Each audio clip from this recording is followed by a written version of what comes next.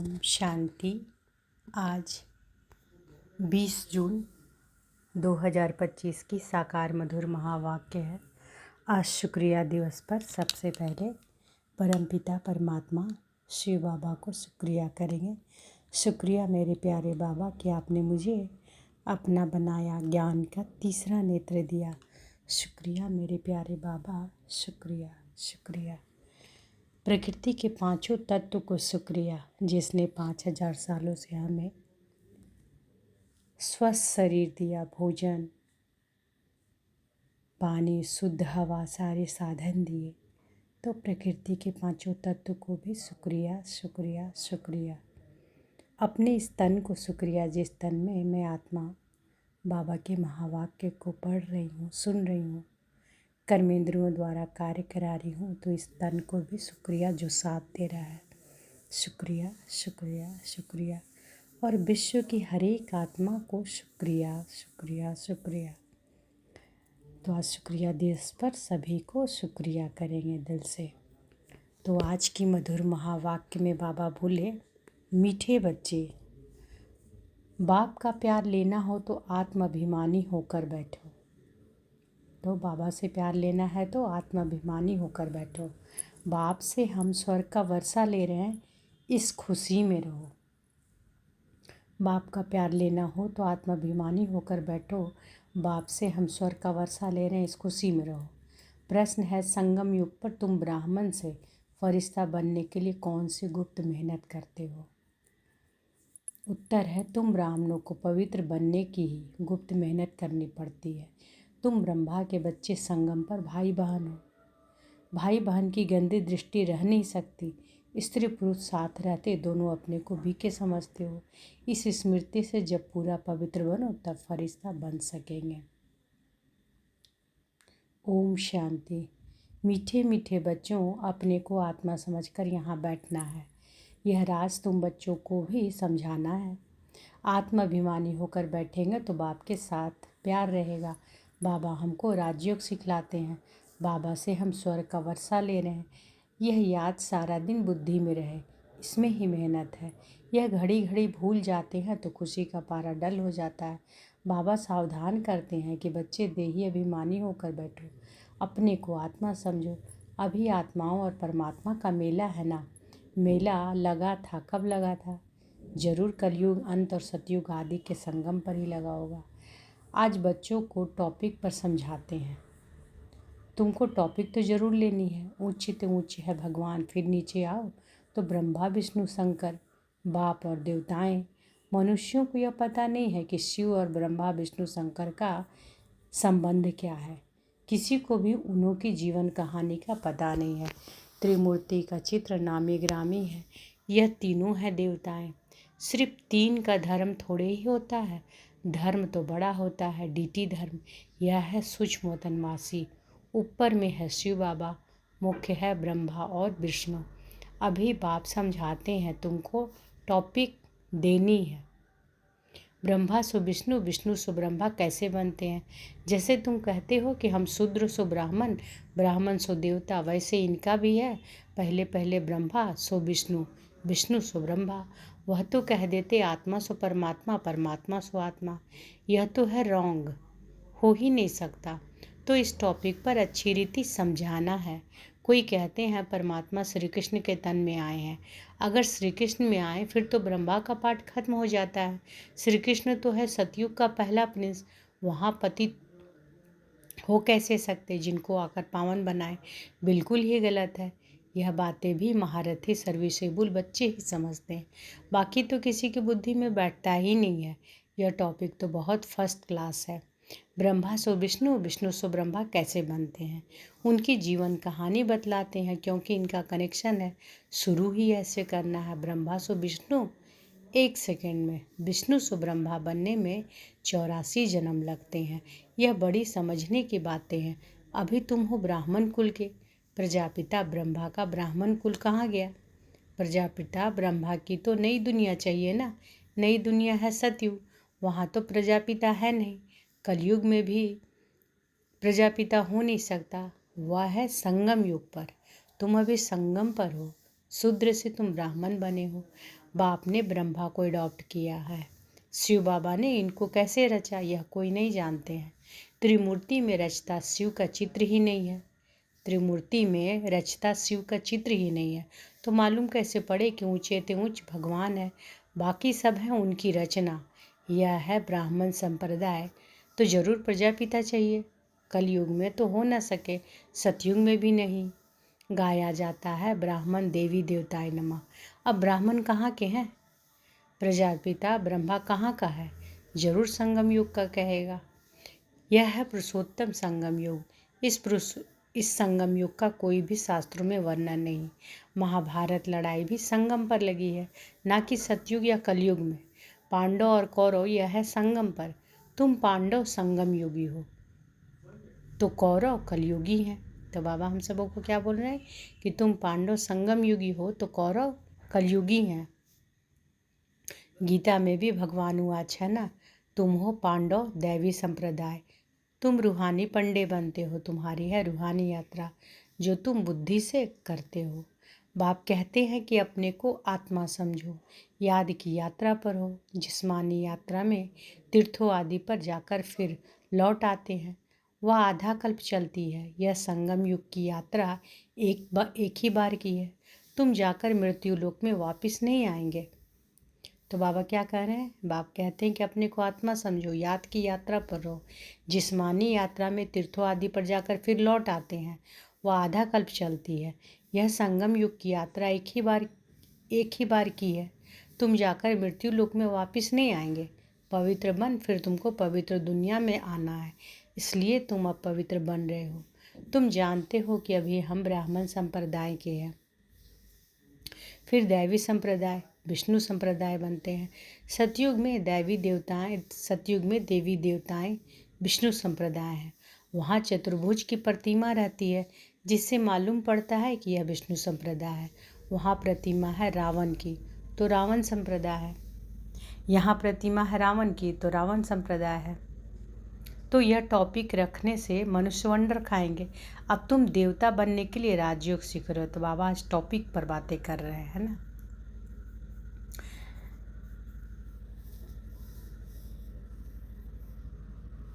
तो बाबा कहते हैं कि अब तुम देवता बनने के लिए राजयोग सीख रहे हो।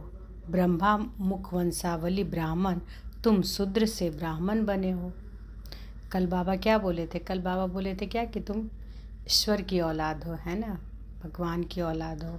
आज बाबा टॉपिक पर बातें कर रहे हैं कि टॉपिक पर रखने से मनुष्य वंडर खाएंगे।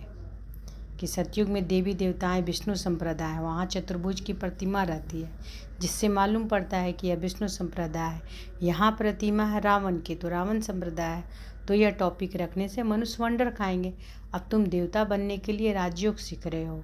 ब्रह्मा मुख वंशावली ब्राह्मण, तुम शूद्र से ब्राह्मण बने हो, एडॉप्ट किए हुए हो। ब्राह्मण भी यहाँ है, फिर देवता भी यहाँ बनेंगे। डिनास्टी यहाँ ही होती है। डिनास्टी राजाई को कहा जाता है। विष्णु की डिनास्टी है, ब्राह्मणों की डिनास्टी नहीं कहेंगे। डिनास्टी में राजाई चलती है, एक पिछाड़ी दूसरा फिर तीसरा। अभी तुम जानते हो कि हम हैं ब्राह्मण कुलभूषण, फिर देवता बनते हैं। ब्राह्मण सो विष्णु कुल में, विष्णु कुल में आते हैं क्षत्रिय चंद्रवंशी कुल में, फिर वैश्य कुल में, फिर शूद्र कुल में। तो बाबा बता रहे हैं कि डिनास्टी में क्या राजाई चलती है, एक पिछाड़ी दूसरा फिर तीसरा। अभी तुम जानते हो कि हम हैं ब्राह्मण कुलभूषण, फिर देवता बनते हैं। ब्राह्मण सो विष्णु कुल में, विष्णु कुल से आते हैं क्षत्रिय चंद्रवंशी कुल में, फिर वैश्य कुल में, फिर शूद्र कुल में, फिर ब्राह्मण सो देवता बनेंगे। अर्थ कितना क्लियर है। चित्रों में क्या क्या दिखाते हैं? हम ब्राह्मण सो विष्णुपुरी के मालिक बनते हैं। इसमें मूंझना नहीं चाहिए। बाबा जो इससे निबंध देते हैं उस पर फिर विचार सागर मंथन करना चाहिए। किसी को कैसे समझाएं जो मनुष्य वंडर खाएं कि यह इनकी समझानी तो बहुत अच्छी है, शिवाय ज्ञान सागर और तो कोई समझा ना सके। विचार सागर मंथन कर फिर बैठ लिखना चाहिए, फिर पढ़ो तो ख्याल में आएगा। यही अक्षर ऐड करने चाहिए। बाबा भी पहले पहले मुरली लिख कर तुमको हाथ में दे देते थे, फिर सुनाते थे। यहाँ तो तुम घर में बाबा के साथ रहते हो, अब तो तुमको बाहर में जाकर सुनाना पड़ता है। यह टॉपिक बड़ी वंडरफुल है। ब्रह्मा सो विष्णु, इनको कोई नहीं जानते। विष्णु की नाभि से ब्रह्मा दिखाते हैं, जैसे गांधी की नाभि से नेहरू। परंतु डिनास्टी तो चाहिए ना। ब्राह्मण कुल में राजा ही नहीं है। ब्राह्मण संप्रदाय सो बनते हैं डीटी डिनास्टी, फिर चंद्रवंशी डिनास्टी में जाएंगे, फिर वैश्य डिनास्टी। ऐसे हर एक डिनास्टी चलती है ना। सतयुग है वाइसलेस वर्ल्ड, कलयुग है विशेष वर्ल्ड। यह दो अक्षर भी कोई की बुद्धि में नहीं है, नहीं तो यह जरूर बुद्धि में होनी चाहिए कि विशेष से वाइसलेस कैसे बनते हैं। मनुष्य ना वाइसलेस को जानते हैं ना विशेष को। तुमको समझाया जाता है देवताएं वाइसलेस हैं, ऐसे कभी नहीं सुना कि वाइसलेस ब्राह्मण वाइसलेस है। नई दुनिया है वाइसलेस, पुरानी दुनिया है विशेष। तो जरूर संगम युग दिखाना पड़े, इसका किसी को भी पता नहीं। पुरुषोत्तम मास मनाते हैं ना, वह 3 वर्ष बाद एक मास मनाते हैं। तुम्हारा 5,000 वर्ष बाद एक संगम युग आता है। मनुष्य आत्मा और परमात्मा को यथार्थ नहीं जानते। मनुष्य आत्मा और परमात्मा को यथार्थ नहीं जानते, सिर्फ कह देते हैं चमकता है जब सितारा, बस जैसे दिखाते हैं। रामकृष्ण परमहंस का चेला विवेकानंद कहता था, मैं गुरु के सामने बैठा था, गुरु का भी ध्यान तो करते हैं ना। अभी बाप कहते हैं मामे कम याद करो। ध्यान की तो बात ही नहीं, गुरु तो याद है ही, खास बैठ करके याद करने से याद आएगा क्या। उनकी गुरु में भावना थी कि यह भगवान है तो देखा है। उनकी आत्मा निकल मेरे में लीन हो गई। उनकी आत्मा कहाँ जाकर बैठी, फिर क्या हुआ, कुछ भी वर्णन नहीं। बस खुश हुआ कि हमको भगवान का साक्षात्कार हुआ। भगवान क्या है वह नहीं जानते। बाप समझाते हैं कि सीढ़ी के चित्र पर तुम समझाओ, यह है भक्ति मार्ग। तुम जानते हो, एक की भक्ति की वोट, एक की भक्ति की वोट यानी नाव, दूसरी है ज्ञान की, है ना। तुम जानते हो, एक है भक्ति की बोट नाव, दूसरी है ज्ञान की। ज्ञान अलग, भक्ति अलग है। बाबा कहते हैं कि हमने तुमको कल पहले ज्ञान दिया था, विश्व का मालिक बनाया था। अब तुम कहाँ हो, तुम बच्चों की बुद्धि में सारा ज्ञान है, कैसे और डिनास्टी आती, कैसे झाड़ बढ़ता है। जैसे गुलदस्ता होता है ना, यह सृष्टि रूपी झाड़ भी फूलदान है। बीच में तुम्हारा धर्म, फिर इनसे और 3 धर्म निकलते हैं, फिर उनसे वृद्धि होती जाती है। तो इस झाड़ को भी याद करना है, कितनी टालियाँ आदि निकलती रहती हैं। पिछाड़ी में आने वाले का मान भी हो जाता है। बड़ का झाड़ होता है ना, थूर है नहीं, बाकी सारा झाड़ खड़ा है। देवी देवता धर्म भी खत्म हुआ पड़ा है, बिल्कुल सड़ गया है। भारतवासी अपने धर्म को बिल्कुल नहीं जानते, और सब अपने धर्म को जानते हैं, यह कहते कि हम धर्म को मानते ही नहीं। मुख्य है ही 4 धर्म, बाकी छोटे छोटे तो अनेक हैं। इस झाड़ और सृष्टि चक्र को तुम अभी जानते हो। देवी देवता धर्म का नाम ही गुम कर दिया है, फिर बाप उसकी स्थापना कर बाकी सब धर्म का विनाश कर देते हैं।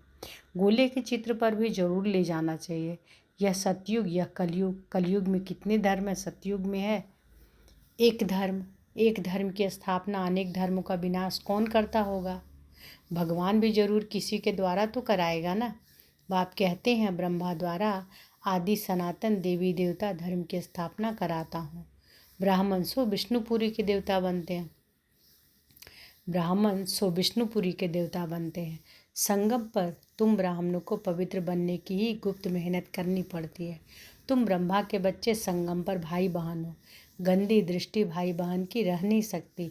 स्त्री पुरुष दोनों अपने को बीके समझते हैं, इसमें बड़ी मेहनत है। स्त्री पुरुष की कशिश ऐसी है जो बस हाथ लगाने के बगैर रह नहीं सकते। यहाँ भाई बहन को हाथ तो लगाना ही नहीं है, नहीं तो पाप की फीलिंग आती है। हम बीके हैं यह भूल जाते हैं तो फिर खत्म हो जाते हैं। इसमें बड़ी गुप्त मेहनत है। भल युगल रहते हैं, किसी को क्या पता कि वह खुद जानते हैं कि हम बीके हैं, फरिश्ते हैं, हाथ लगाना नहीं है। ऐसे करते करते सूक्ष्म वतनवासी फरिश्ते बन जाएंगे, नहीं तो फरिश्ता बन नहीं सकते। फरिश्ता बनना है तो पवित्र रहना पड़े। ऐसे जोड़ी निकले तो नंबर 1 जाए। कहते हैं कि दादा ने तो सब अनुभव किया, पिछाड़ी में करके संन्यास किया है। बहुत मेहनत तो उनको है जो जोड़ा बन जाते हैं। फिर उसमें ज्ञान और योग भी चाहिए। बहुतों को आप समान बनाए तब बड़ा राजा बने। सिर्फ एक बात तो नहीं है ना। बाप कहते हैं कि तुम शिव बाबा को याद करो, यह है प्रजापिता। बहुत ऐसे भी हैं जो कहते हैं हमारा काम तो शिव बाबा से, हम ब्रह्मा को याद ही क्यों करें, उनको पत्र ही क्यों लिखें। ऐसे भी हैं। तुमको याद करना है शिव बाबा को, इसलिए बाबा फोटो आदि भी नहीं देते हैं। इनमें शिव बाबा आता है, यह तो देहधारी है ना। अभी तो तुम बच्चों को बाप से वर्षा मिलता है, वह अपने को ईश्वर कहते हैं। फिर उनसे क्या मिलता है, कितना घाटा पड़ा है भारतवासियों को। एकदम भारतवासियों ने दिवाला मारा है। तो बाबा क्या करें कि बाप कहते हैं कि तुम शिव बाबा को याद करो, यह है प्रजापिता। बहुत ऐसे भी हैं जो कहते हैं कि हमारा काम तो शिव बाबा से है, हम ब्रह्मा को याद ही क्यों करें, उनको पत्र ही क्यों लिखे। ऐसे भी हैं। तुमको याद करना है शिव बाबा को, इसलिए बाबा फोटो आदि भी नहीं देते हैं। इनमें शिव बाबा आता है, यह तो देहधारी है ना। अभी तो तुम बच्चों को बाप से वर्षा मिलता है, वह अपने को ईश्वर कहते हैं। फिर उनसे क्या मिलता है, कितना घाटा पड़ा है भारतवासियों को। एकदम भारतवासियों ने दिवाला मारा है। प्रजा से भीख मांगते रहते हैं, 10-20 वर्ष का लोन लेते हैं, फिर देना थोड़े ही है। लेने वाले देने वाले दोनों ही खत्म हो जाएंगे, खेल ही खत्म हो जाना है। अनेक मुसीबतें सिर पर हैं, दिवाला, बीमारियां आदि बहुत है। कोई साहूकारों के पास रख देते हैं और वह दिवाला मार देते हैं, तो गरीबों को कितना दुख होता है। कदम कदम पर दुखी दुखी अचानक बैठे बैठे मर जाते हैं। यह है मृत्यु लोक। अमर लोक में तुम अभी जा रहे हो, अमरपुरी के बादशाह बनते हो। अमरनाथ तुम पार्वतियों को सच्ची सच्ची अमर कथा सुना रहे हैं। तुम जानते हो अमर बाबा है, उनसे हम अमर कथा सुन रहे हैं, है ना। तो बाबा क्या कहते, तुम जानते हो कि अमर बाबा है, उनसे हम अमर कथा सुन रहे हैं। अब अमर लोक जाना है। अब इस समय तुम हो संगम पर। अच्छा, अब बाबा का याद प्यार लेंगे। मीठे मीठे सिके लदे बच्चों प्रति माता पिता बाप दादा का याद प्यार और गुड मॉर्निंग। रूहानी बाप की रूहानी बच्चों को नमस्ते। हम रूहानी बच्चों की रूहानी माता पिता बाप दादा को याद प्यार, गुड मॉर्निंग और नमस्ते नमस्ते नमस्ते। शुक्रिया बाबा, शुक्रिया। धारणा के लिए मुख्य सार। पहला, विचार सागर मंथन कर ब्रह्मा सो विष्णु कैसे बनते हैं, इस टॉपिक पर सुनाना है। बुद्धि को ज्ञान मंथन में बिजी रखना है। तो बाबा कौन सा टॉपिक दे रहे हैं कि विचार सागर मंथन कर ब्रह्मा सो विष्णु कैसे बनते, इस टॉपिक पर सुनाना है। बुद्धि को ज्ञान मंथन में बिजी रखना है। दूसरा, राजाई पद प्राप्त करने के लिए ज्ञान और योग के साथ साथ आप समान बनाने की सर्विस भी करनी है। अपनी दृष्टि बहुत शुद्ध बनानी है। आज बाबा ने वरदान दिया है, तो अनुभव करें कि बाबा का वरद हस्त हमारे सिर पर है और बाबा ने वरदान दिया। सर्व संबंधों का अनुभव एक बाप से करने वाले अथक और विघ्न विनाशक भव। सर्व संबंधों का अनुभव एक बाप से करने वाले अथक और विघ्न विनाशक भव। जिन बच्चों के सर्व संबंध एक बाप के साथ हैं, उनको और सब संबंध निमित्त मात्र अनुभव होंगे। वह सदा खुशी में नाचने वाले होंगे, कभी थकावट का अनुभव नहीं करेंगे, अथक होंगे। बाप और सेवा इसी लगन में मगन होंगे। विघ्नों के कारण रुकने के बजाय सदा विघ्न विनाशक होंगे। विघ्नों के कारण रुकने के बजाय सदा विघ्न विनाशक होंगे। सर्व संबंधों की अनुभूति एक बाप से होने के कारण डबल लाइट रहेंगे, कोई बोझ नहीं होगा। सर्व कंप्लेन समाप्त होंगी, कंप्लीट स्थिति का अनुभव होगा, सहज योगी होंगे। तो सर्व संबंधों का अनुभव एक बाप से करने वाले अथक और विघ्न विनाशक भव। तो बाबा कहते हैं जिन बच्चों के सर्व संबंध एक बाप के साथ है, उनको और सब संबंध निमित्त मात्र अनुभव होंगे। वह सदा खुशी में नाचने वाले होंगे, कभी थकावट का अनुभव नहीं करेंगे, अथक होंगे। बाप और सेवा इसी लगन में मगन होंगे। विघ्नों के कारण रुकने के बजाय सदा विघ्न विनाशक होंगे। सर्व संबंधों की अनुभूति एक बाप से होने के कारण डबल लाइट रहेंगे, कोई बोझ नहीं होगा। सर्व कंप्लेन समाप्त होगी, कंप्लीट स्थिति का अनुभव होगा, सहज योगी होंगे। स्लोगन है, संकल्प में भी किसी देहधारी तरफ आकर्षित होना अर्थात बेवफा बनना। संकल्प में भी किसी देहधारी तरफ आकर्षित होना अर्थात बेवफा बनना। अब व्यक्त इशारे हैं आज के। आत्मिक स्थिति में रहने का अभ्यास करो, अंतर्मुखी बनो। जैसे अंतरिक्ष यान वाले ऊंचे होने के कारण सारे पृथ्वी के जहाँ के भी चित्र खींचने चाहे खींच सकते, ऐसे साइलेंस की शक्ति से अंतर्मुखी यान द्वारा, मनसा शक्ति द्वारा किसी भी आत्मा को चरित्रवान बनने की, श्रेष्ठ आत्मा बनने की प्रेरणा दे सकते हो। तो बाबा क्या कह रहे हैं कि जैसे अंतरिक्ष यान वाले ऊंचे होने के कारण सारी पृथ्वी के जहाँ के भी चित्र खींचना चाहे खींच सकते हैं, ऐसे साइलेंस की शक्ति से अंतर्मुखी यान द्वारा, मनसा शक्ति द्वारा किसी भी आत्मा को चरित्रवान बनने की, श्रेष्ठ आत्मा बनने की प्रेरणा दे सकते हो। तो आज की मधुर महावाक्य में बाबा क्या बोले? बाबा बोले, बाप का प्यार लेना हो तो आत्माभिमानी होकर बैठो। बाप से हम स्वर्ग का वर्षा ले रहे हैं, इस खुशी में रहो। अच्छा, शुक्रिया बाबा, शुक्रिया। ओम शांति।